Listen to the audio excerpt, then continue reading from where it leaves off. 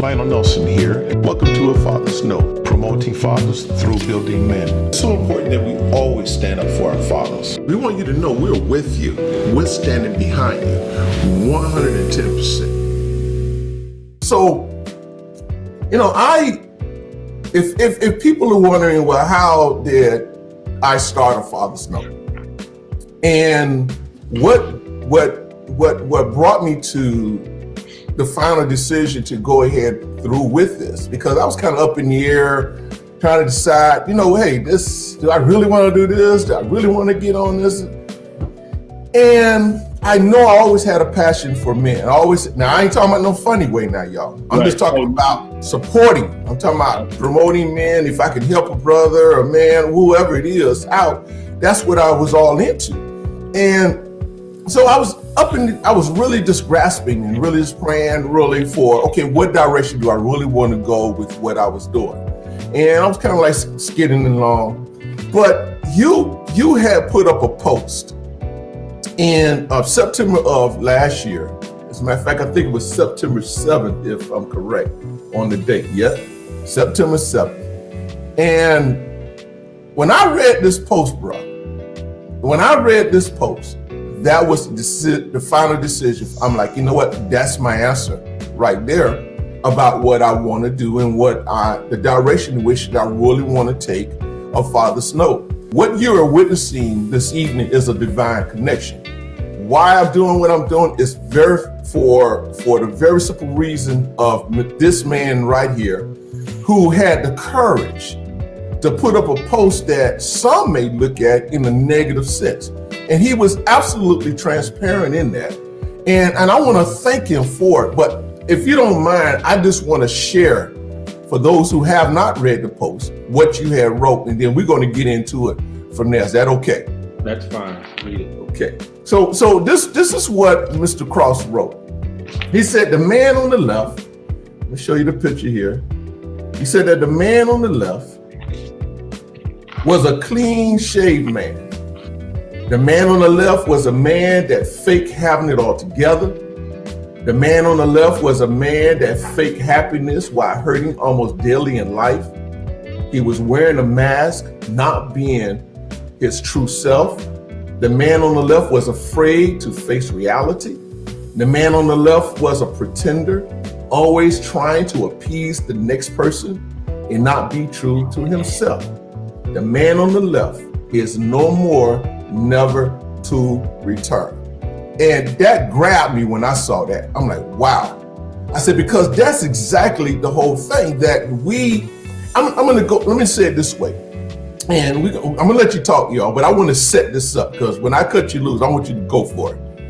And when I saw this, and I was in church this morning and a brother said that the first thing that he had to do, he had to learn how to love himself. And that's what I would say to every man that's out there, no matter where you're at in status in life. First thing you got to do in order to become yourself, you got to learn how to love yourself. And I think that this is what this was saying, your first part here. You was beginning to realize that you had to learn yourself for who you were. And I thought that was so powerful. If you want to jump in here, go ahead on, brother. Well, I'm going to be honest with you. I'm going to try and do this interview without getting emotional because what you read was real life. This is not fake or movie. That man on the left, the clean shaved man, 20 plus years, lived a life of appeasing everyone else, but I was false within myself. Wow. I didn't allow my true self to come out, to be revealed. I was always hiding behind someone else's feelings. Right. Okay. Neglecting my family. Barely going around my family because I wanted to make sure that this person was happy, but not pleasing Andre. And what you just said was a key thing as far as loving yourself. I thought I loved myself, but I really didn't. Now I know that I love myself. Now I know it. But back then, I wouldn't even grow facial hair afraid of the repercussion that I may have get trying to appease someone else. Wow. You know, man, that's yeah. But listen, about the emotional part, bro, you got to be ashamed over here, man, because that's another thing. Man. I got some tears too now. I got some tears too. So, and I think we need to get out this mindset. I want to say to the brothers, look, and that's what the whole issue. That's almost like another topic we can have here. But that's almost the whole issue. We feel that we got to be macho, right, and we don't connect with our emotional side. That's not true. The Bible, the Word of God said that even Jesus wept. Right. Even Jesus wept. Right. So we don't have to don't worry about it. If you want to share the tear, brother, right, somehow or another, I get a nice washcloth over there, a hand towel to you, something, man, help you dry the tears, man. But it's fine, bro. It's fine. I just want you to be as authentic as you possibly can. But I do want to say, because I know there's a lot of brothers out here hurting, because I walked with a heavy heart every day. Wow. Almost every day I had a heavy heart. It's true. And as I shared with you, I wanted to stay at work and not come home. Wow. Because I was afraid of the repercussion or what's going to happen tonight or what's going to happen, as far as arguing or just not living for me.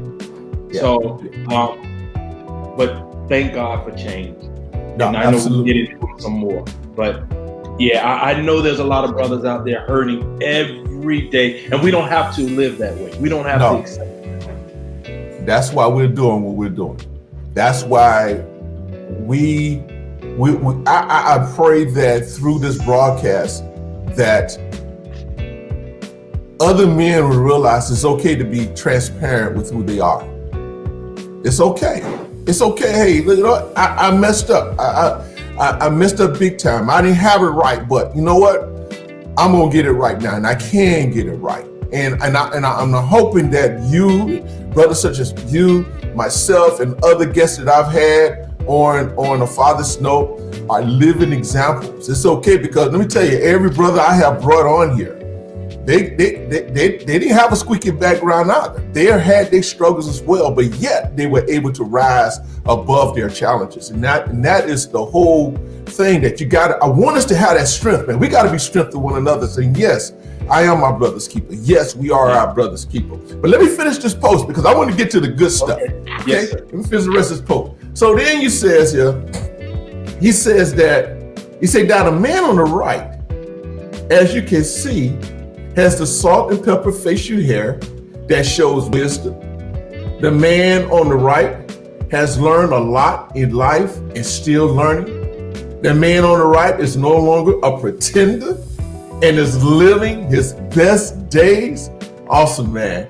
He said that the man on the right is no longer the